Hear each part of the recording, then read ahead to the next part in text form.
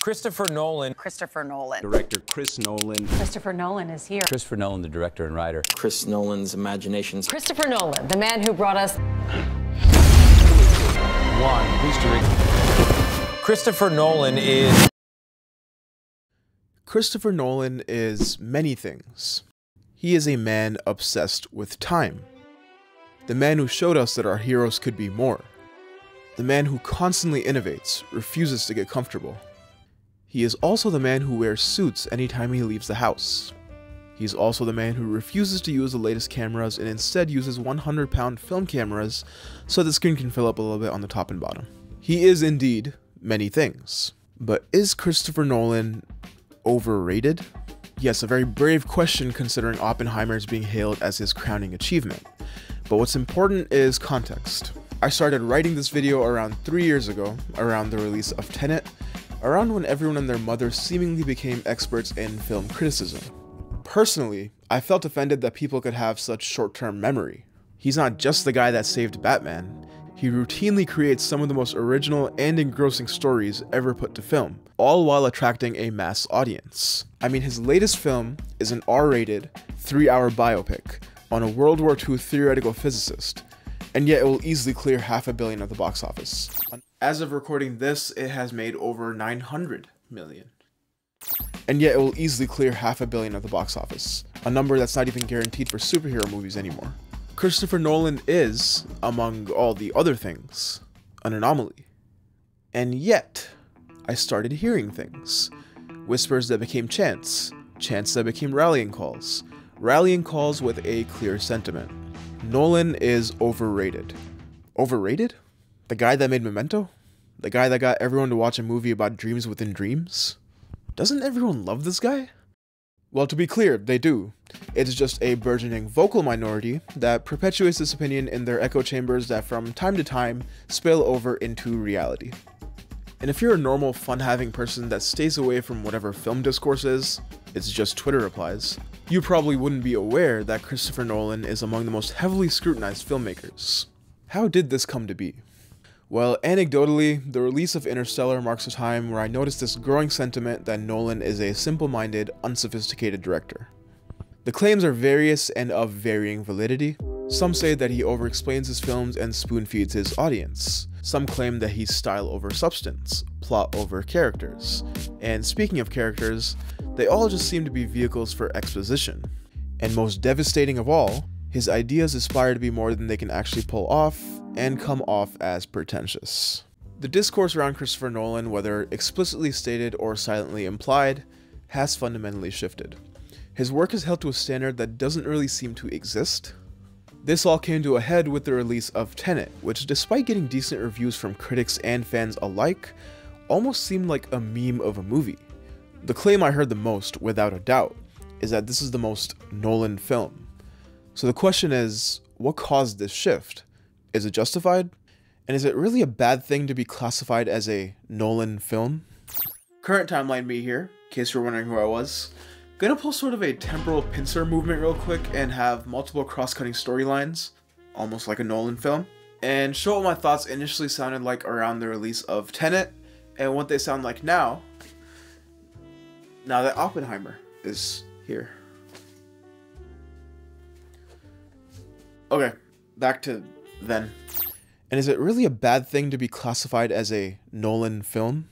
We'll get to that in a second, but let's consider this. What makes Christopher Nolan a director that, to most everyone, brings excellence in his films?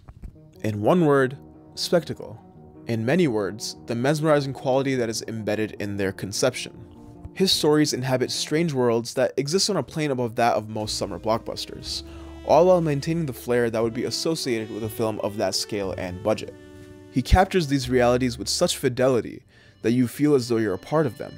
He elevates these worlds beyond that of one where CGI monsters and robots battle, beyond that of just a world where Optimus Prime can wreak havoc. Nolan himself says that he's an indie filmmaker working inside the studio system. While that may seem self-indulgent, it's a sentiment echoed by many. After all, he wasn't always the guy that sold out every 70mm IMAX screening for the next 5 weeks, and screwed Tom Cruise out of sweet, sweet IMAX money. At one point, he was just the guy that made Memento. He's built himself up to this point where now, even the casual filmgoer is deeply aware of all of his hallmarks. His method of non-linear storytelling in particular is present throughout his filmography. While he obviously didn't invent it, his use of it is credited with bringing it even further into the mainstream, after Tarantino had so elegantly brought it forward into the public consciousness. His obsession with how time affects us and how we affect time makes for engrossing storytelling elements. That, among other things, was what made him, to me, a director that brought excellence. These are all opinions, of course, and you may hold other directors in similar esteem that others disagree with. But that's really all it is, isn't it? Whether you like a film or not determines whether you perceive that director's work to be substantial or not. Or in other words, if you believe that director brings excellence. So, why is Nolan's excellence so oft questioned by the people? Because people are dumb. My firm belief is that the reason people are so hard on every Nolan release is that his filmography started out very strong and has carried that strength ever since. Consider the idea of a filmography, the work of a director seen as a progression in their craft over time. He starts with Following, a film he financed himself for $6,000, shot over several weekends whenever he could gather his crew.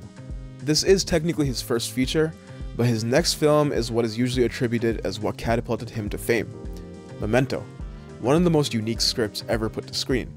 The film was a hit with audiences and critics alike, and gets nominated for Oscars for its script and editing. From then on, he's been a machine. Every subsequent film has built on his techniques and craft, bringing distinctly fresh perspectives to every project he puts his hands on. Batman Begins' fresh take on the superhero genre essentially brings a Batman IP back from the dead. The prestigious cinematic magic instantly catapults it into cult status. The Dark Knight, for better or worse, makes the world take comic book films seriously and elevates the genre further. And Inception's inventive concepts help cement it as one of the most original summer blockbusters of recent memory. Through his diverse filmography, Nolan demonstrates his status as the amalgam of the blockbuster movie director that is all about scale, and the indie director that explores deeper, more substantive ideas. Having constant box office hits that have positive critical and audience consensus means that you're expected to raise the bar at every turn, without exception. That's why when Nolan releases a film that isn't considered up to par, you will definitely hear about it. Speaking of which, let's talk Interstellar. The release of Interstellar marks the first time where I can remember many people truly questioning Nolan's virtuosity. The Dark Knight Rises before it has gotten a lot of retroactive criticism, but at the time, it did seem to hit with a decent chunk of the populace. Regardless, the oft-repeated critiques of Nolan seem to stem from Interstellar. This film has a fanatical following, with many claiming it as their favorite movie of all time. But even at the time of release, the film was criticized for its heavy-handed themes and perhaps too clear of an explanation of forces we don't fully understand. Here's the thing. I kind of agree. But by no means does that take away from what the rest of the film does well. You'd be hard-pressed to find many other films with so many elements firing on all cylinders, whether it's score, cinematography, acting, all while telling a compelling story. But this is when, as far as I can tell, a large number of people began to question his methods. Does he explain too much? Are his characters fully realized people, or vehicles for the plot that are simply there to explain the next scene? Are his ideas complex in a good way, or are they surface level with a veneer of sophistry, as to make a normie feel smart? Me again, just wanted to preface by saying that criticism is good. It's important to try to understand virtue as it relates to other things, and attempt to poke holes. Genuine film criticism is one thing, but we aren't exactly dealing with Pauline Kael and Roger Ebert here. We're dealing with broad stroke artists with reductive analysis. These are people that think finding a pattern is a critique.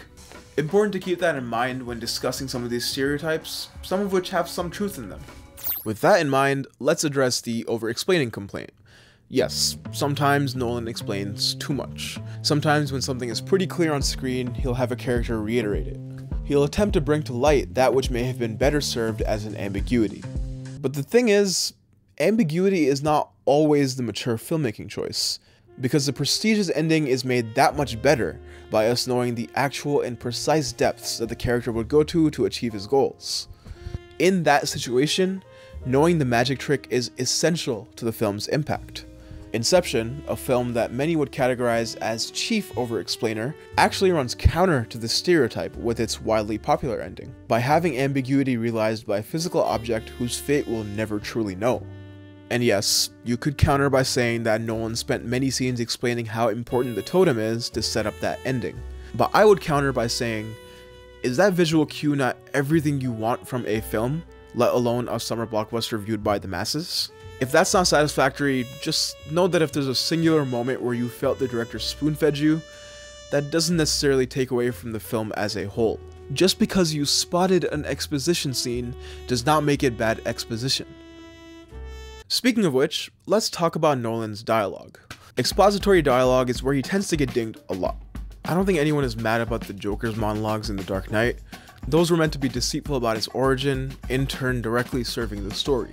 And while Dunkirk basically functions as a counterexample to this stereotype, where there is almost no exposition at all, it's kind of hard not to notice its prevalence in his sci-fi heavy films, like Inception, Interstellar, and Tenet. But let's ponder this for a second.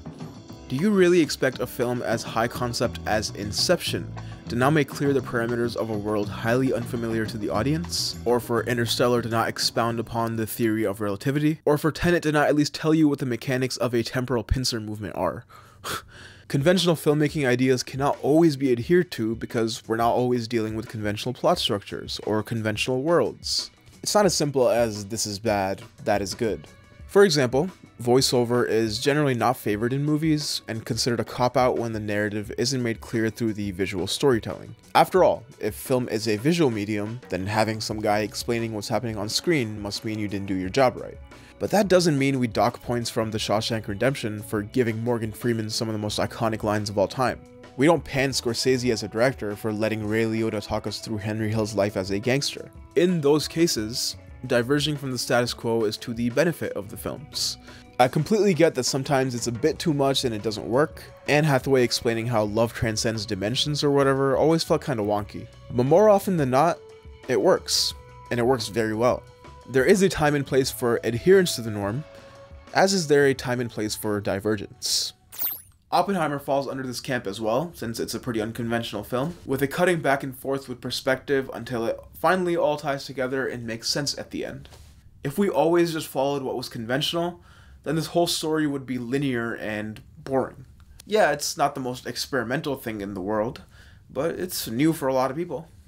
To the point of Nolan putting more emphasis on style over substance, I don't agree that this is the case with most of his films, but this is by far the most common criticism of Tenet, that it's all style with incomprehensible substance. I would counter with the burgeoning movement on YouTube explaining this phenomenon of vibes over plot. Do you really think Nolan was trying to say something substantive with Tenet, or was he trying to make his version of a time-traveling James Bond?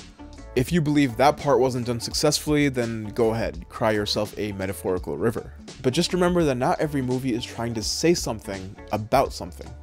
Sometimes movies are aspiring to something different than what you consider the right thing to talk about. Sometimes it's more of a visceral experience than an emotional experience.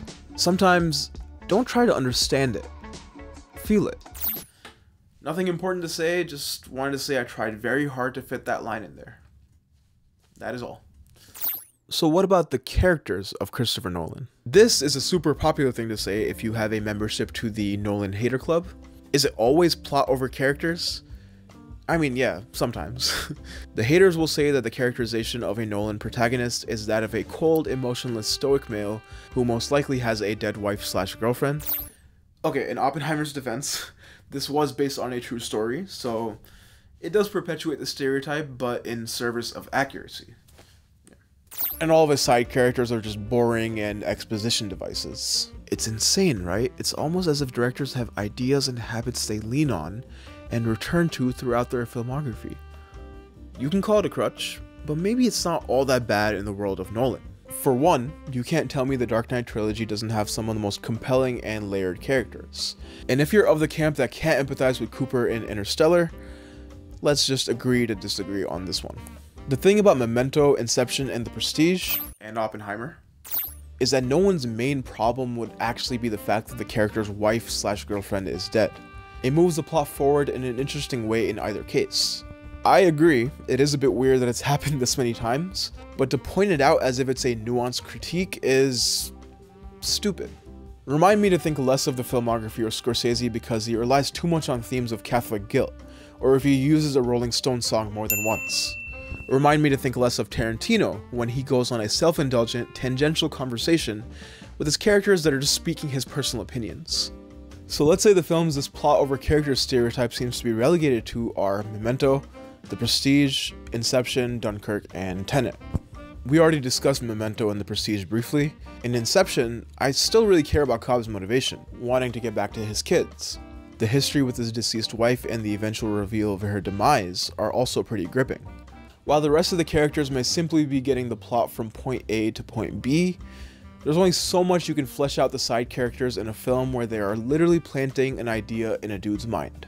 Dreams within dreams is enough for me to think about. I don't really need to hear in detail why Eves has a chip on his shoulder or why the chemist has a personal vendetta against the pharmaceutical industry but not permanent sleepy time drugs. Most of the characters are at least interesting or funny enough to not feel stale. Not every movie can emphasize plot and characters to an equal extent. One of them might end up taking precedence. However, Dunkirk and Tenet in particular do not go the way of Inception. They don't have protagonists with empathetic motivations, in the traditional sense at least. Dunkirk puts you in the perspective of soldiers in the middle of a well-recognized historical event. It doesn't ask you to empathize with them because of something set up earlier in the film. It is as simple as the instinct to survive, and getting off that beach to live another day. For some characters, that takes the form of physically getting off the beach by any means necessary, refusing to go back to save your fellow soldiers, or in the civilian's case, bringing home deliverance. You, as a viewer, want these swaths of people to survive because A, you are expected to have basic human empathy to not want thousands of soldiers to be bombarded, and B, they're fighting the Nazis. This method of getting the audience invested would be flawed if the action wasn't visceral enough to make you feel an imminent threat, but that is one area where no one disagrees. Dunkirk, if anything, is thrilling. Being put squarely in the middle of the action is a pretty immersive way of making the viewer understand that survival is at stake, and Dunkirk, in my opinion, does that to perfection. In that vein, Tenet also does not have a fleshed out protagonist, and this is where I probably can't defend this stereotype. The haters are technically right. The motivation is to stop Armageddon, or as this walking plot device calls it. As I understand it, we're trying to prevent World War III. Tenet has perhaps the most complicated and perhaps most convoluted plot of any Nolan film, with concepts that are very difficult to grasp. But again, this can be considered a feature instead of a bug, depending on your perspective. Many have found the film to be rewarding on rewatches, which is another topic on its own, but it really is a matter of preference. Some folks, including myself, don't mind watching a very interesting story/concept that has characters that simply exist for the sake of the story. Sometimes you need that for ideas that have as much significance as human emotion. And some people, including myself, don't mind films that eke by at a snail's pace as long as the characters on screen are compelling. Of course, most films have a balance between these scenarios. It's not like a well-written story and interesting characters are mutually exclusive. But when Nolan's ambition is on point, I don't really care which one's in the driver's seat. It is pretty incredible that Oppenheimer basically exemplifies this statement. When was the last time spectacle of this scale was balanced with character this well? The Trinity test sequence is perhaps one of the best action set pieces of recent memory, and it sits squarely in the middle of a period piece drama of dudes talking in rooms, and it's debatable which part I enjoyed more. This statement is aging pretty well in my eyes so far. Now let's discuss perhaps the magnum opus of criticisms leveled against Nolan, the most popular criticism. Let's talk about the ideas of Nolan, the over-the-top story elements and concepts that stretch thin the fabric of what's allowed in film. Yes, sometimes Christopher Nolan does go too far with an idea, but isn't that what you want filmmakers to do? Go far with an idea? Don't you want them to play with genre norms and stretch conventional boundaries?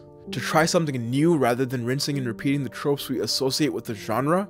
To bring high concept ideas to a mass audience? Or do you want them to remake Taxi Driver with a comic book villain?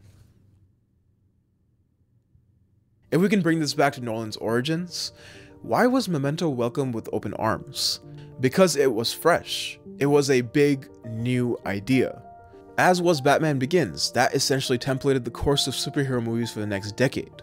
Inception is a household name because of how wild of a concept it is, not solely because it stars the biggest movie star in the world. And to bring it back to Interstellar, what a massive swing in a movie that's already so technically difficult to pull off before you even get to the father-daughter dynamic. Yes, maybe you might perceive it to be a swing and a miss. Sometimes you may believe that the idea's execution is not proper. But at least he's trying. Indie directors can at least say they're trying. But how often can you say that for someone whose movies are actually going to make money? He could play it safe, but he doesn't. He aspires to more and in turn expects more of the audience. But if we're being honest, we all understand this. But this critique tends to come from the vocal minority of what we should classify as the gatekeepers of true cinema. These are those people that when you ask their favorite film, before you can even finish the question, they say Mulholland Drive, and then judge you for not having seen it. Newsflash guys, simply mentioning David Lynch is not a personality trait. The fact of the matter is, people that watch movies are not a monolith. And the one guy that's gotten closer than anyone at finding common interest between the diehards and the casuals is being criticized for not having the filmography of Hitchcock. You don't have to like Nolan, but you do have to accept him. Your personal taste, if we can even call it that, is but a whisper into the void, filled with those with inflated self-importance. Putting hyperbole aside, I think there needs to be a wider imagination of what film can be. A film doesn't always have to be a 100% narratively cohesive piece of work, otherwise Terrence Malick wouldn't have a career. Sometimes you can hang out with a movie. Sometimes you can watch something multiple times in order to catch every little detail. Sometimes you can simply enjoy the concepts the film is presenting at a higher level, rather than attempting to dissect the plot at every turn. Sometimes, don't try to understand it. Okay. Let's address the dirty secret about Tenet. It is not Nolan's best film. Not many people believe it's Nolan's best film. In fact, I'd wager any amount of shekels that Christopher Nolan doesn't believe it's his best film, and it probably wasn't even written to aspire to that level. There's a very interesting clip from the documentary about the making of Apocalypse Now, titled Hearts of Darkness, A Filmmaker's Apocalypse, where director Francis Ford Coppola pretty much hits the hammer on the nail. Nothing is so terrible as a pretentious movie. I mean, a movie that aspires for something really terrific and doesn't pull it off is shit, it's scum. And everyone will walk on it as such. And that's why poor filmmakers, in a way, that's their greatest horror, is to be pretentious. So here you are, on one hand, is trying to aspire to really do something. On the other hand, you're not allowed to be pretentious. And finally you say, F it. I don't care if I'm pretentious or not pretentious, or if I've done it or I haven't done it. All I know is that I am going to see this movie. And there we go. I am by no means equating the cultural significance of Apocalypse Now to Tenet, but the idea of worrying about being pretentious and then just throwing away the apprehension is what I feel Nolan did with Tenet. I think he's fully aware of the meme of his filmography. Massive set pieces accompanied by a blaring score that is almost to the detriment of the dialogue, characters whose primary personality trait is exposition and moving the story forward, and ideas that almost feel too aspirational to which the story cannot reach. I think Nolan heard all of that criticism, subdued it all to make the masterpiece that is Dunkirk, and then came back thinking, what I am fundamentally isn't so bad. To the idea of a filmography being the story of a director's career, just like a story has ups and downs, so does the trajectory of a director's career. Every subsequent film of a director does not have to be an absolute hit. That's like saying a story should be all climax with no notion of rising and falling action. When you operate at a high enough level, such as that of a majorly successful Hollywood director, the progression is no longer linear. Each turn or bump in the journey is a lesson or experiment. Any given film at any point in time can represent where the director's headspace was at. Maybe Nolan was in a James Bond mood and really into the whole spy thriller thing. Maybe he didn't care whether he was shifting the cultural conversation or not. Maybe the dude just wanted to flip some cars in reverse motion. Who knows where we're at in the diagram of the story of Christopher Nolan's career. Seeing that the conversation around Nolan was primarily surrounding Tenet, I'd say this much. This might be perhaps the most Nolan film. It might be my least favorite Nolan film. But you know what? I enjoy the rest of his filmography so much that if this is considered the falling action, I can't wait to see what the next rise will be. Do I even have to say anything? His films do not exemplify perfection, but they do exhibit excellence. I think the beauty of his films is that both someone that seeks out, as pretentious as it sounds, cinema, and someone who has the entire Fast and Furious Blu-rays collector set can find something they enjoy in his films. They may just find merit in different places. They may just choose different ways to define his excellence.